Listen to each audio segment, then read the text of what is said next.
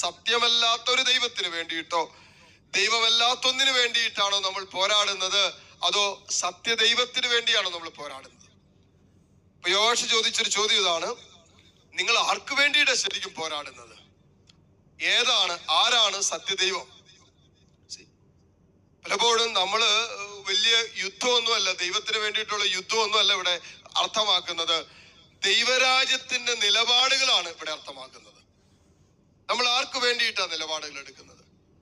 നമ്മള് ശത്രുവിന്റെ പക്ഷത്താണോ അതോ ദൈവത്തിന്റെ പക്ഷത്താണോ? എന്തു ചെയ്യുമ്പോഴും ഇതിന്റെ ഏതെങ്കിലും ഒരു പക്ഷത്താണ് നമ്മൾ നിൽക്കുന്നത്. എല്ലാ തീരുമാനങ്ങളുടെ പിന്നിലും ആരുടെയൊക്കെയോ പക്ഷം നമ്മൾ ചേരുന്നുണ്ട്. ഒന്നില്ലെങ്കിൽ സത്യദൈവത്തിന്റെ പക്ഷം, അല്ലെങ്കിൽ ദൈവമല്ലാത്ത മറ്റെന്തിന്റെയോ ഒരു പക്ഷം. വചനം 1 യോഹന്നാൻ 2:6 മുതലുള്ള വചനങ്ങളിൽ എഴുതി വെച്ചിട്ടുണ്ട്: ദൈവത്തെ അനുഗമിക്കാൻ ആഗ്രഹിക്കുന്നവൻ, യേശുവിനെ അനുഗമിക്കാൻ ആഗ്രഹിക്കുന്നവൻ, അവൻ നടന്ന വഴികളിലൂടെ തന്നെ നടക്കേണ്ടിയിരിക്കുന്നു. ഇനിയിപ്പോ ഞാൻ കർത്താവിനെയാണ് പിന്തുടരുന്നതെങ്കിൽ, ഞാൻ കർത്താവിന് വേണ്ടിയാണ് പോരാടുന്നതെങ്കിൽ, കർത്താവിന്റെ നിലപാടുകളെ സംരക്ഷിക്കാനല്ലേ ഞാൻ ജീവിക്കേണ്ടത്? സ്വർഗത്തിന്റെ നിലപാടുകൾക്കനുസരിച്ചല്ല എന്റെ ജീവിതത്തെ ക്രമപ്പെടുത്തേണ്ടത്. ദൈവസ്നേഹത്തിന് ചേർന്ന രീതിയിലല്ലേ ഞാൻ തീരുമാനങ്ങൾ എടുക്കേണ്ടത്? അതിന് വിപരീതമായ എല്ലാ തീരുമാനങ്ങളിലും ഞാൻ ശരിക്കും പോരാടിക്കൊണ്ടിരിക്കുന്നത് പിശാചിന് വേണ്ടിയിട്ടാണ്. സാത്താന്റെ പക്ഷമാണ് ഞാൻ ചേരുന്നത്. അതുകൊണ്ടാണ് യാക്കോബിന്റെ ലേഖനം 4-ാം അധ്യായം 7-8 തിരുവചനങ്ങളിൽ പറയുന്നുണ്ട്: ഒന്നില്ലെങ്കിൽ നീ കർത്താവിന്റെ കൂടെ, അല്ലെങ്കിൽ പിശാചിന്റെ കൂടെ. എങ്ങനെ പറയും? നീ ദൈവത്തോട് ചേർന്നിരിക്കെ, അവൻ നിന്നോട് ചേർന്നിരിക്കും. പിശാചിനെ ചെറുത്ത് തോൽപ്പിക്ക്, അപ്പോൾ അവൻ നിന്നിൽ നിന്നും ഓടിയകലും. വളരെ സില്ലി ആയിട്ടുള്ള ചില വിഷയങ്ങൾ എടുത്താൽ മതി, അപ്പൊ നമുക്ക് മനസ്സിലാക്കാൻ പറ്റും നമ്മൾ ശരിക്കും ആർക്ക് വേണ്ടി യുദ്ധം ചെയ്യുന്നത്, നമ്മൾ ആർക്ക് വേണ്ടിയാ പോരാടുന്നത്, നമ്മൾ ആരുടെ പക്ഷത്താണെന്ന്. നമ്മുടെ ഉള്ളിൻ്റെ ഉള്ളിൽ ഏതെങ്കിലും ഒരു കോണിൽ വെറുപ്പോ വിദ്വേഷമോ വൈരാഗ്യ ബുദ്ധിയോ മറ്റുള്ളവരെ കുറിച്ചുള്ള നന്മയല്ലാത്ത മനോഭാവങ്ങളോ നമ്മുടെ ഉള്ളിൽ നമ്മൾ സൂക്ഷിക്കുന്നുണ്ടെങ്കിൽ, യഥാർത്ഥത്തിൽ നമ്മൾ പോരാടുന്നത് ശത്രുവിന്റെ ഭാഗത്ത് നിന്നാണെന്ന് അറിയണം, യേശുവിന്റെ ഭാഗത്തല്ല. യേശുവിനോട് ചേർന്ന് നിന്നല്ല ഇപ്പൊ നമ്മുടെ യുദ്ധം നടന്നുകൊണ്ടിരിക്കുന്നത്. യേശുവിന്റെ ഭാഗത്ത് നിന്ന് നമ്മൾ നമ്മളെ തന്നെ ഗണിക്കുന്നുണ്ടെങ്കിൽ ഇവിടെ സ്നേഹമുണ്ട്.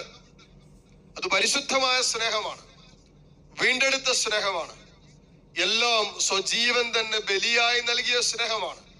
കാൽവരിയുടെ നെറുകയിലും തന്റെ ചങ്ക് പിളർന്നവനെ നോക്കിയിട്ടും ഇവനോട് ക്ഷമിക്കുന്നു എന്ന് പറഞ്ഞ ഒരു സ്നേഹമുണ്ടല്ലോ.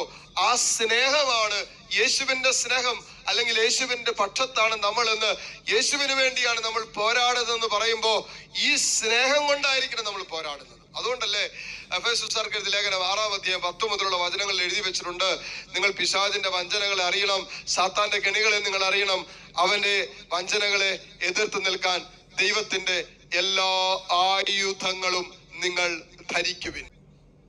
ഇപ്പൊ ദൈവത്തിന്റെ ആയുധങ്ങൾ ധരിച്ചുകൊണ്ട് നമുക്ക് യുദ്ധം ചെയ്യാൻ പറ്റും.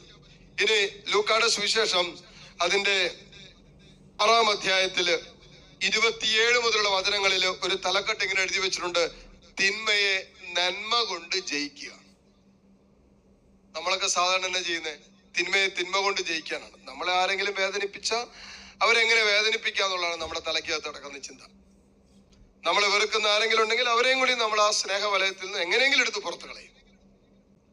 നമ്മളെ മനസ്സിലാക്കാത്തവരെ നമ്മൾ എന്തിനു മനസ്സിലാക്കണം? അതല്ലേ നമ്മൾ ചോദിക്കുന്നത്. നമ്മൾ അംഗീകരിക്കാത്തവരെ നമ്മൾ എന്തിനു അംഗീകരിക്കണം? നമ്മളെ കുറിച്ച് ഇന്നോളം നല്ലത് പറഞ്ഞിട്ടില്ലാത്തവരെ കുറിച്ച് നമ്മൾ എന്തിനു നല്ലത് പറയണം?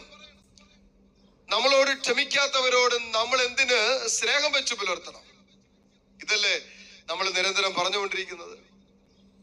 ഇതല്ലേ നമ്മുടെ അയൽവക്കക്കാരോടും നമ്മുടെ സഹോദരങ്ങളോടും നമ്മുടെ കൂടപ്പിറപ്പുകളോടൊക്കെ നമ്മൾ വെച്ചു പുലർത്തുന്ന മനോഭാവം. ഇതൊക്കെ നമ്മളെ ഉള്ളിൻ്റെ ഉള്ളിൽ ചോദിക്കാറും ഉള്ളിൻ്റെ ഉള്ളിൽ മനോഭാവമല്ലേ നമ്മൾ വെച്ചു പുലർത്താലും. അതുകൊണ്ട് കർത്താവ് പറയാണ് ലൂക്കായുടെ സുവിശേഷം 6-ാം അധ്യായം 27 മുതലുള്ള വചനങ്ങളിൽ യേശു പറയുകയാണ്: ശപിക്കുന്നവരെ അനുഗ്രഹിക്കുവിൻ, അധിക്ഷേപിക്കുന്നവർക്ക് വേണ്ടി പ്രാർത്ഥിക്കുവിൻ. ഇപ്പോ ശത്രുക്കളെ സ്നേഹിക്കാൻ നീ തീരുമാനമെടുക്കുമ്പോ നീ യേശുവിന്റെ പക്ഷത്താണെന്നേ.